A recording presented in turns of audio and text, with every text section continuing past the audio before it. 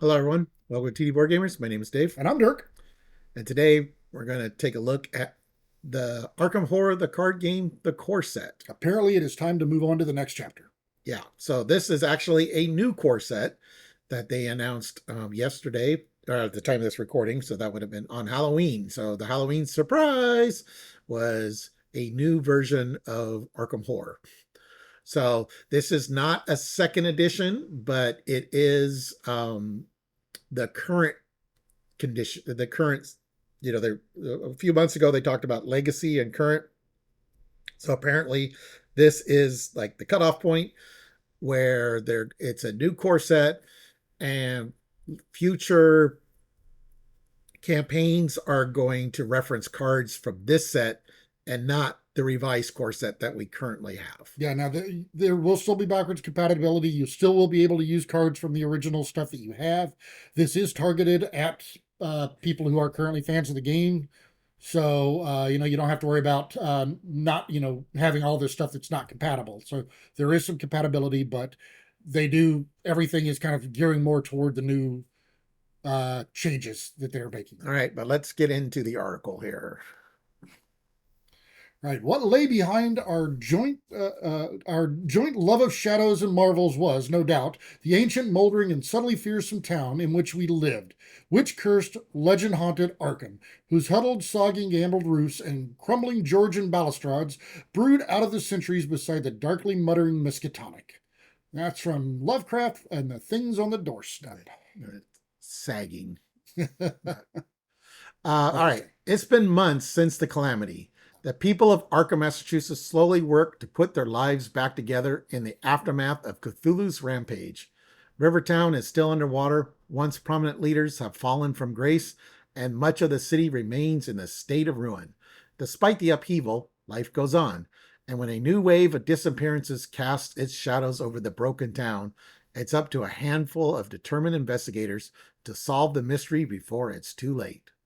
The world has changed, the page has turned, and now a new chapter awaits. Fantasy Flight Games is thrilled to announce a new core set for Arkham Horror the card game. Serving simultaneously as both a continuation and a fresh starting point, this new core set heralds the beginning of what we're calling Chapter 2 of the game. Taking place several months after the Drowned City left off, this box provides a new introductory campaign, 5 mechanically new investigators, and a fresh card pool to expand your collection or start a new one. Okay. So we got a card fan here. I'm definitely seeing some new cards there. Note, this article is primarily geared towards existing fans of Arkham Horror, the card game. If you're a newcomer who is looking to learn more about the game itself, we'll provide that alongside an in-depth preview of the new core set at a later date. Blech. So stay tuned. Okay, first things first, let's address the elephant in the room. Is this a new edition? I'm not an elephant. So I hope this is nope, this is the same Arkham Horror card game you know and love. If you're a longtime fan of the game, you could almost think of this new core set as simply another expansion to add to your collection. You can mix and match the player cards from this box with everything that came before it and everything that will come after it. It's all fully compatible because it's all the same game. That said, if your friends are completely new to the game, then this new core set serves as the perfect starting point for launching your Arkham Horror adventures. The core set will replace the revised core set from 2021 and become the new evergreen core experience for the game going forward. This does mean that scenario content released after this core set will draw from the card's core and counter set rather than those from previous cores. So that'll be something to keep in mind if you're on the fence about taking the plunge. So, what's new about this core set? In short, a lot. Even if you already own everything for the game, you will still want to pick up this new core set, since its contents are fairly different from the cores that came before. While there is a handful of familiar cards from the old core sets and or previous expansions, the vast majority of player cards in here are completely new. Let's take a quick peek at some of them. All right, so it looks like we've got first thing we've got here is the Bodyguard, which is a Guardian ally for 3, cost of 3, and the Bodyguard can be assigned damage dealt to other investigators at your location, and as a reaction, whenever he's defeated, he'll deal damage to an enemy at your location. He provides a physical resource, and he's got 2 health, 2 physical, and 1 mental health, and he uses an ally slot. Okay, then we have the local map. It's a 3 cost seeker asset, provides an agility skill. It's an item, uses 4 secrets, and as an action, you can spend 1 secret to investigate, which is the books action. Investigates a revealing connecting location. You get +1 books for this investigation. If you succeed, you may exhaust local maps to move to that location, and it takes up a hand slot. So they had a live stream yesterday as part of the week of Arkham, and one of the things Duke mentioned was they kind of cleaning up a little bit on the action line. So I think the books in parentheses is to indicate it's an investigate action. Um, and investigate normally uses your book skill. So that's kind of why they put that in parentheses. So, and then you're getting a +1 books for this investigation as well. So it's sort of a kind of a reminder that you're going to be using your book stat when you use this card. All right. Okay, for starters, let's look at the bodyguard. This sturdy guardian ally can help protect more than just your own investigator, and he's able to take a pot shot on his way out of play. Pair him with resilience, and you'll be able to keep your investigator in the fight for a long time. All right, so really, resilience is a 3 cost guardian asset. It provides 1 willpower, and it's a talent. And there's nothing in the text box except for nothing's going to keep you down. And it provides 2 physical and 2 mental. Oh, so that's interesting. So it's a talent that provides it provides some absorption. Oh, that is interesting. Yeah, and it's so yeah, this is just a way to give you some more hit points, I guess. And it doesn't take up any of your slots, so that's good. All right. On the seeker side of things, we have the local map, a handy investigation tool that can also help move you around more quickly. Pair that with a sharp rhetoric and classic magnifying glass, and your investigator will be able to gather clues like never before. All right, so we already saw the local map. All right, so the sharp rhetoric is a 2 cost asset. It's a talent that has willpower and books, and as a lightning action, you can spend a resource to get +1 books for the skill test. 2 instead if it's for an investigation or parlay, and as a lightning action, you can spend spend a resource to get a mental for this or for a willpower for this skill test, and +2 willpower if it's for an investigation or parlay. All right, and then the magnifying glass is just this is one of the cards that's reprinted. It's a 1 cost asset, provides +1 book. Fast, you get +1 book while investigating, and it takes up a hand slot. All right, as for our dashing rogues, the M1930 Hammerless is a potent little pistol that lets you fight with your agility instead of your combat skill. This naturally combos well with the agility boosting Oliver Bishop, who can also save you an action when you want to move to a connecting location. All right. So the M1903 Hammerless is a 3 cost rogue asset, provides an agility skill, item, weapon, firearm, uses 4 ammo. As an action, spend 1 ammo, fight using agility, though. If the targeted enemy is exhausted, this attack deals +1 damage, and it takes up a hand slot. All right. Oh, no, we've got Oliver. Oops, sorry. So Oliver is a rogue asset. He costs 4. He provides an agility icon, but he's an ally criminal socialite. Gives you +1 agility. And as a lightning action during your turn, you can exhaust him to move to a connecting location. He has 2 physical and 1 mental, and he takes an ally slot. I kind of like him. But he is a haughty art collector. I like that. Works for me. All right. Mystics, meanwhile, gain access to the Cloak of Resonance, which can only offset the horror you take from your spells, such as the classic Ward of Protection, but also lets you deal a bit of damage on the side. With Cosmic Flame letting you wield your willpower in a fight, you can match the mysterious powers of the mythos with some arcane forces of your own.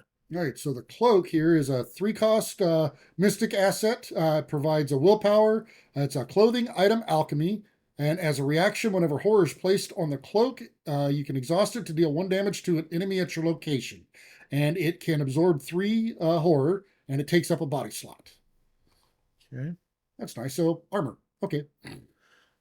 Ward of Protection. This is a reprint. It's a one cost mystic event. It provides a wild skill icon.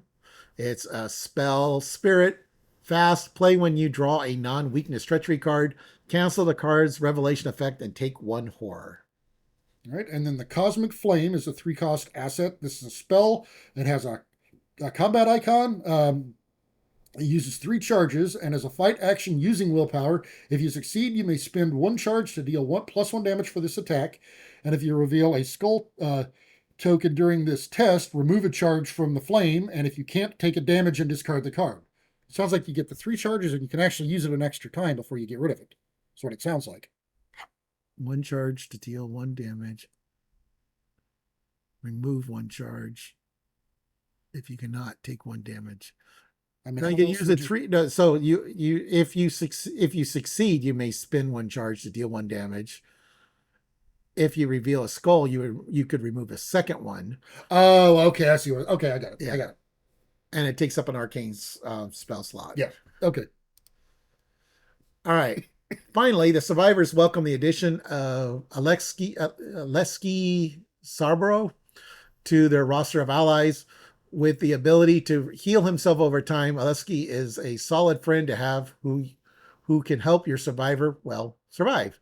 And in some hunter's instinct to help you retrieve a handy level 0 event from your discard pile, such as the classic emergency cache, and you should be fit to weather the horrifying storms on the horizon. All right. So Alexei is a 3-cost ally he's a survivor asset. Provides a willpower for a test, but as a reaction, when a turn begins, heal 1 damage or horror from him. He has 2 mental and 2 physical, and he takes an ally slot. So he's pretty cool.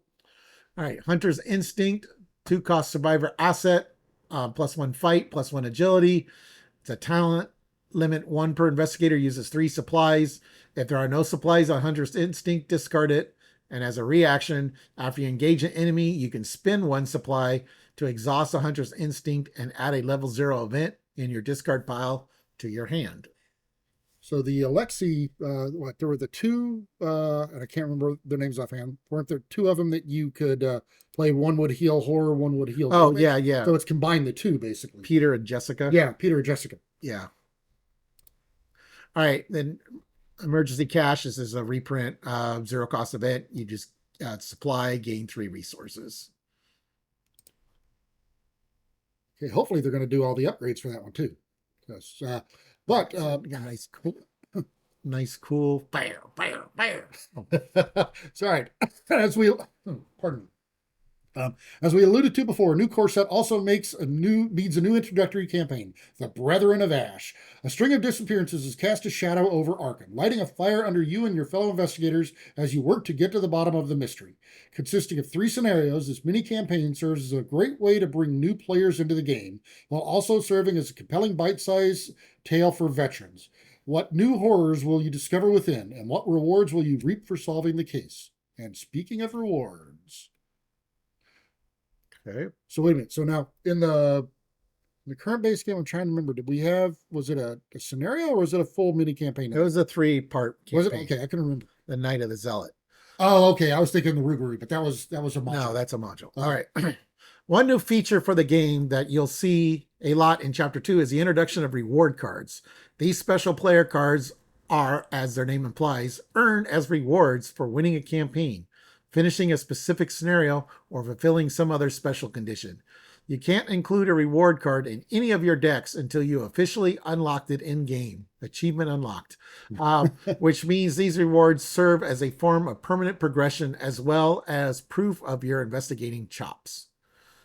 The new core set introduces the first of these reward cards, Collector, which you can earn by completing the Brethren of Ash introductory campaign. In exchange for increasing your deck size, the special neutral asset lets you include a relic or charm card from any class in your deck, opening up all sorts of new building opportunities. So everybody can have a teddy bear. And everyone can have a bigger deck, too. Anyone who wants to build around a specific relic or charm will find this to be a potent reward indeed. Now, In this game, I'm not a big fan necessarily of the increased deck sizes for getting one thing. I mean, I've done it Depends on before. what you're getting It out of depends it. on what you're getting out of it. And it doesn't sound like it's going to be mandatory. It's once you No, unlock it, you no, can. So, yeah, okay, so it's a permanent asset. It looks like basic, but it's a talent reward, limit one per deck. And you do have to purchase it at deck creation, so you can't add it later. You get +5 to the size of your deck, and your investigator's deck building option gains one other relic or charm asset of any class, level 0 to 3. Ooh, I like that. So even though you can't really start with a level 3, you can build up to it. yeah. It's just like another line in your deck building options on the back of your character card, basically. Yeah, so it might not be as useful if you're just doing a solo module scenario, but if you want to do a full campaign, it can definitely, especially if you've got a relic or something that you want to add. Yeah, yeah. I mean, yeah. I could see some uses for it. I definitely can see uses for it. Yeah. Kind of interested in what they're going to do with some of the other stuff, but what else are they going to, what kind of puzzles are they going to give you to solve to get some of these? Yeah, I don't. Makes you wonder. I assume each campaign, there might be like you want to have like a 45 automatic or something, and you're playing a rogue. The Oh, that'd be kind of cool. A better weapon that's better available to weapon. every class. Yeah. All right. Who are the investigators? As we mentioned earlier, time has passed with the narrative of Arkham Horror. Because of this, Chapter Two's expansion will see a mixture of new faces and returning favorites joining the game's playable roster of investigators. That said, even though some characters are returning, you'll find them sporting new stat lines, abilities, and/or deck building restrictions, making them almost entirely new characters.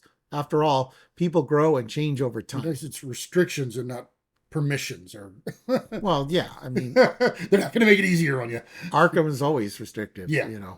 But we'll provide more in-depth details about the investigators in the new core set at a later date. But for now, here's a sneak peek at two of the playable characters that will kick off Chapter 2.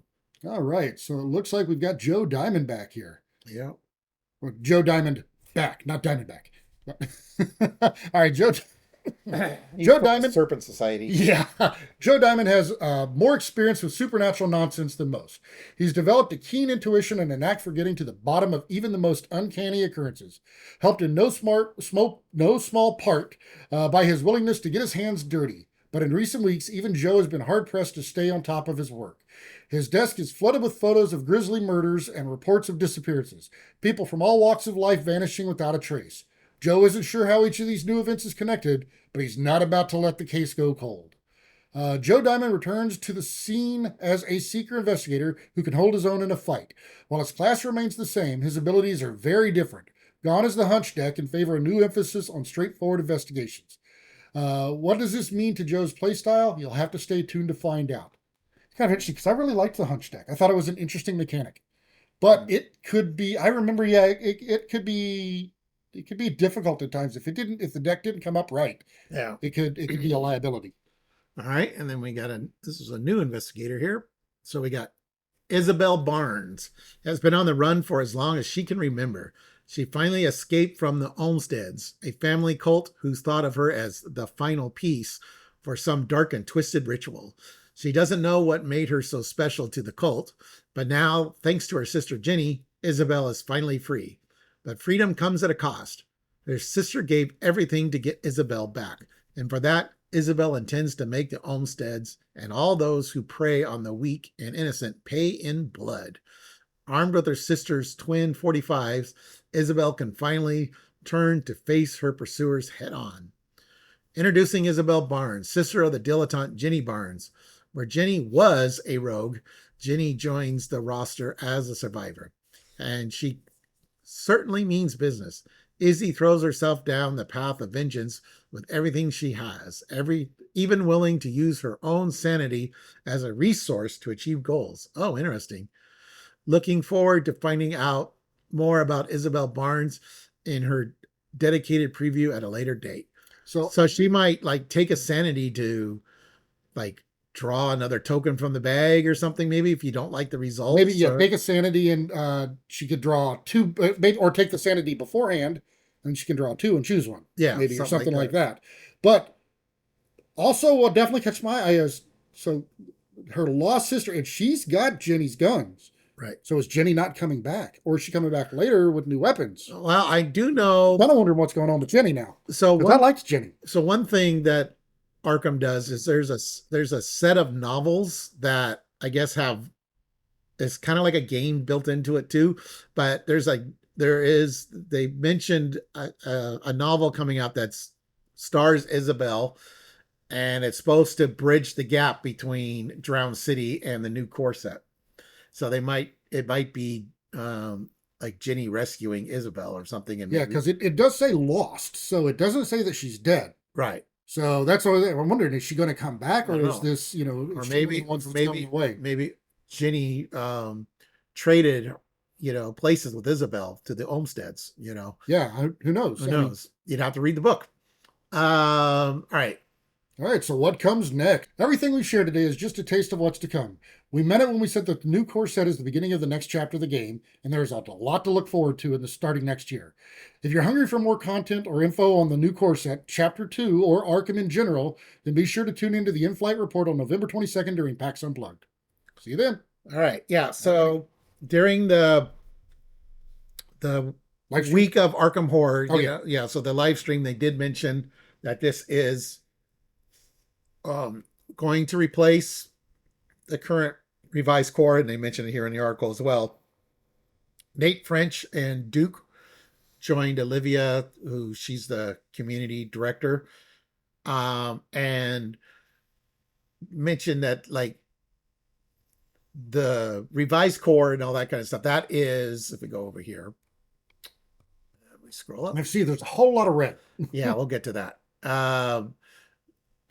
So this is the core set we have right now. So this would become the legacy core, because you see both of these products have the same name. And well, I guess No, I'd have everybody. revised, I guess, but okay. So maybe, but they're not going to keep they're not going to keep this one. The original core set, which was you had to buy two of them to get all the deck building cards you need, that's been gone for a while. But there's going to be, so like right now when you play, say, Hemlock Vale or Drowned City, they reference cards that some of the cards, like maybe you need the rats, or like the night haunts from the core set. Well, they may not have rats and night gaunts, although since there's night gaunts on the box art, I kind of suspect there will be night gaunts, but they may not have rats, say, for example. Yeah, and if they do have them, they might be different. yeah. And so they did say that if you don't own this, and this coming out in April, I believe. And so if you buy this and then you're a new player, say you buy this and then you see, oh, Drowned City's available, and you purchase Drowned City, and then you find out that it's referencing modules that this box doesn't have. They said they're going to come up with a way that you can, there'll probably be like a PDF, I'm assuming, that they'll just have like rats equals, vermin or something, and you would use like the vermin encounter set from this set whenever you're supposed to use rats or something, in a module. So that's one thing that they said they'll have to address. But new products going forward are going to, when they reference requires a core set, it's going to require this core set. And then the 2016 and then this 2021 one will be gone. Yeah, and one thing I did kind of find interesting reading through the article is it mentioned that the new core set is going to have cards. They're going to have some reprints from the previous core set and expansions. So they might have some of the cards that came out in later expansions in the core set. Yeah. Instead. So yeah.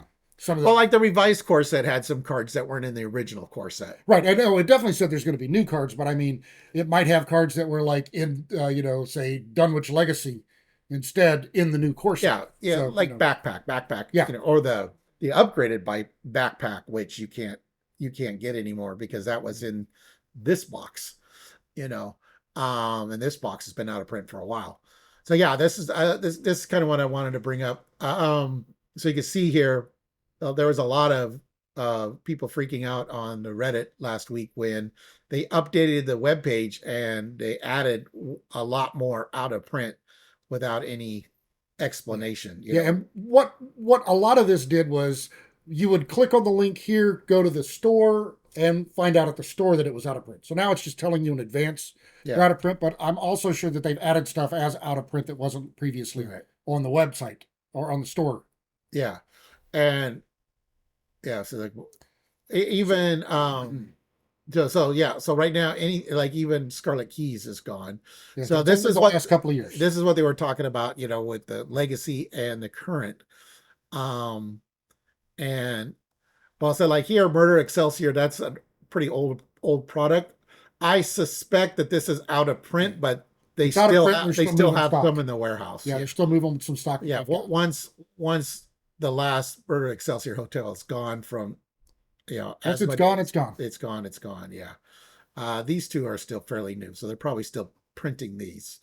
But yeah, so eventually all this stuff is going to uh, go out of print completely. And the idea behind that is so the stores don't have to carry so much stock. That's part of it. And they have to balance to a very large carpool. So if they can balance it to a smaller carpool, that'll make it easier on the developers. Yeah, and I don't necessarily see that we're going to see, reissues of the campaigns and the modules necessarily, but we will see some of the cards out of those come back. Yeah, I can see some the investigator cards coming back. Obviously, and then there's five new heroes, because some like Joe Diamond is a new version of Joe Yeah. Diamond. New or upgraded, new Yeah, or revamped. new or Yeah. revamped. I don't know if these starter decks will stay, in print or not. I mean, that adds more investigators. So these are pretty self-sufficient products, because if you don't own the game and you want to join, like a friend has the game, you could buy Nathaniel Cho, and you've got a deck with uh, cards to upgrade as well. So you have what you need to play Arkham Horror. You don't have the full card pool, obviously, but it's like, hey, I like Nathaniel Cho because I like playing Guardians. I think, playing a boxer would be cool. So I'm gonna spend $17, and now Dirk owns everything, and I can come in here and play Nathaniel Cho or something, you know. Um, so I suspect that these will probably stay for a while, but who knows? But yeah, it's like Dunwich is gone. Even the revised, and some of these products have not been out for very long. They've been like 3 years, maybe. Like Innsmouth, this just came out like maybe 2 years ago. The the the revamped one, and they're both gone. So yeah, Edge of the Earth, that was like a 20. I think that was 2022. I think. Yeah, the Yeah, Scarlet Keys. I remember that one was only that one was that pretty recent yeah, Scarlet Keys was like 2023, I think. because I remember we played that one at this. We played an event on that one shortly after. Yeah. But this is last year's, and of course this is this year's. Um, all right. Well, anyways, we just wanted to talk about our thoughts. Oh, so the one thing that I don't think we mentioned is that you told me earlier is they talked about in the stream uh, upping production or something, Oh, right? yeah, yeah. So, yeah, they had a stream that had Duke and Nate and Olivia, and they were talking about, yeah, so there's going to be they've increased the development team, so they've added a third member. Full time member, yeah. Yeah. And there's going to be, I think, four, they're planning on 4 Arkham products a year. There should be at least one campaign and one, well, right now they're investigator box. I don't know if they're going to keep these names, but deck building focus box, and then like a campaign focus box, which would continue chapter 2, I guess. Um, I don't think that each campaign is necessarily connected to each other, but um, then there may be like a second investigator box one year, or there might be a second campaign one year, or we might get an an epic multiplayer standalone scenario, things like that. as the different years go by. But they want to have 4 Arkham products a year, apparently. So, And maybe if we're lucky, let's hope that we see some new Barkham content. Probably not, good luck. but let's hope. Let's pray. Come on, guys. No, Gotta give it to us. they're going to do Meowkim. I'll take it. They'll have Meowkim, and it'll be the bothersomes of Barkham. I'll take it. The bothering of Barkham. That would be funny to see that scenario from the other side. Yeah. All right. Well, anyways, thank you for watching, everyone. Please like and subscribe. And if you want to see more content by us, go ahead and hit that notification bell down there, and you'll get alerts whenever we post new videos. All right, see you.